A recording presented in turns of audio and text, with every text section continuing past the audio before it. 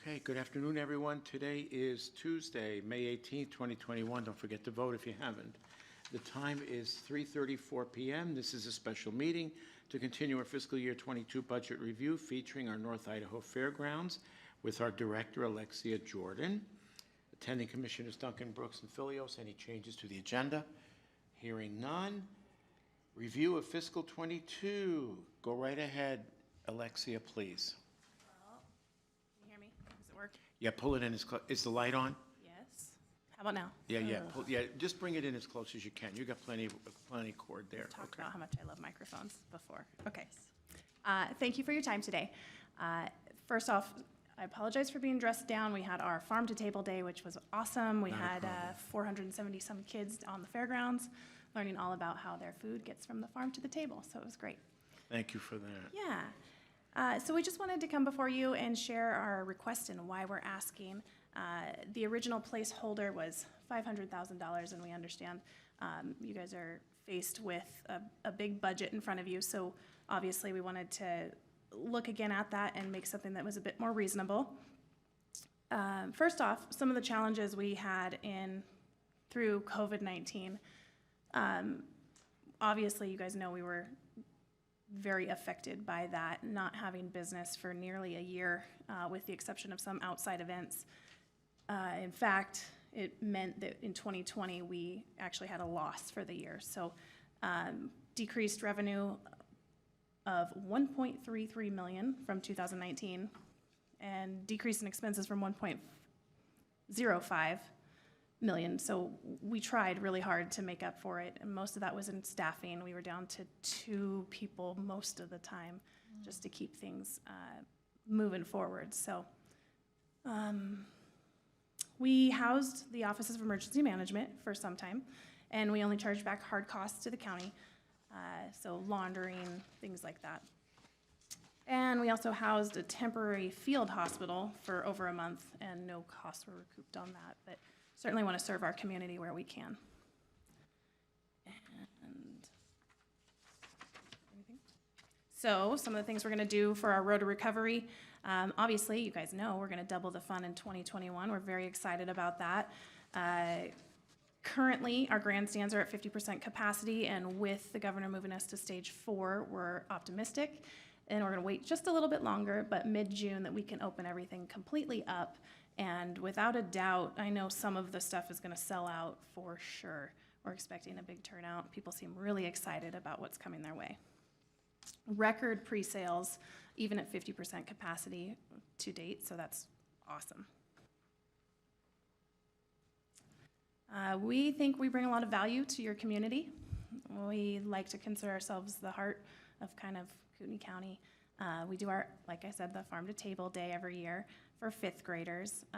The 4-H sale was over $1 million last year, which was really exciting. That all goes back into the kids and to our community.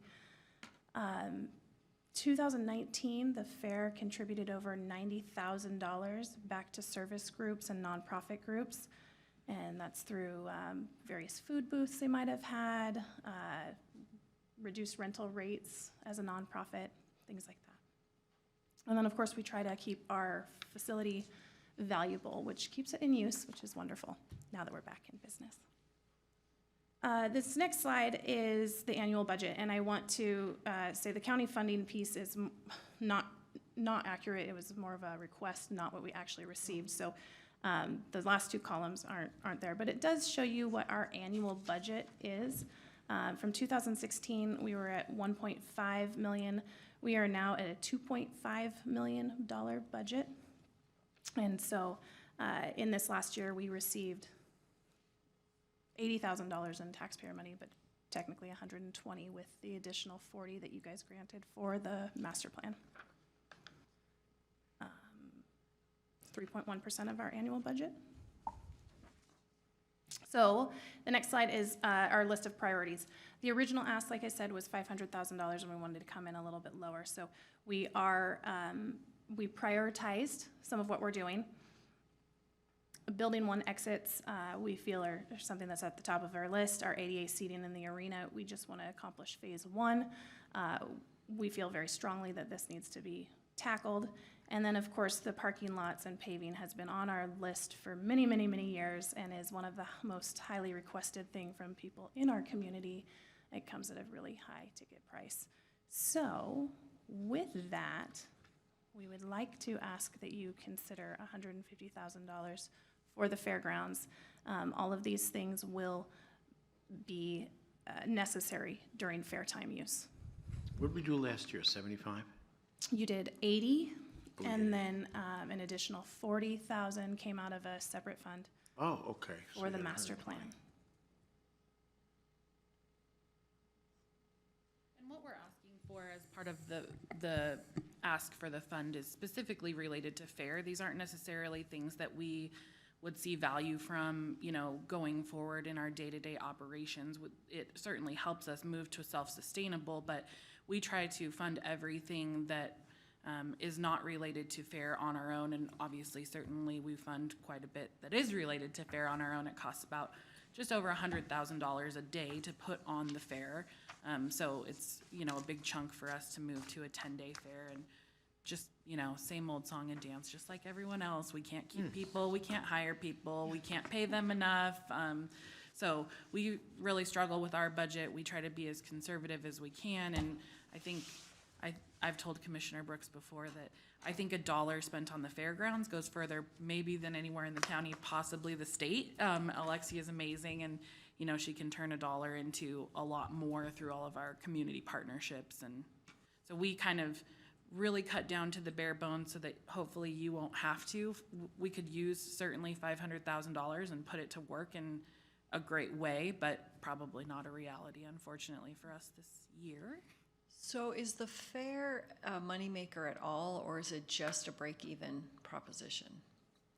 It makes a little bit of money. Specifically, the grandstand events are where we make money, so things like concerts and rodeos. If we move towards them being sold out, they make money. We pay a lot, you know, we pay premium payouts for 4-H kids and open class exhibits, things like that. So it's the fair financially is more of a community give back, community service for us to present that financially. When you get done with everything in a year, isn't it about $100,000 to the good, or what?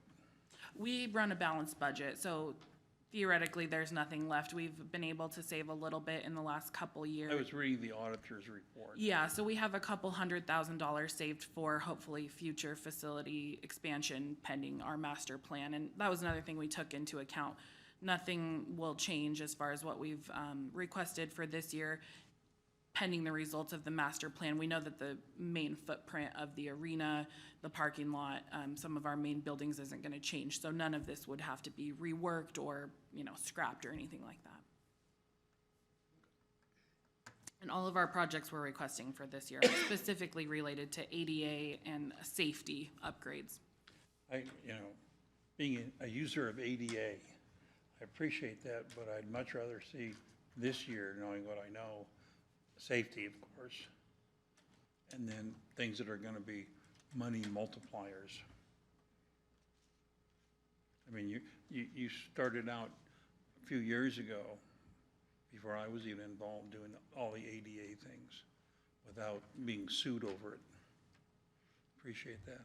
So I know it's on your mind. I know we'd like to have everything ADA this and ADA that, but this year may be the year to be safety, and then work on money multipliers.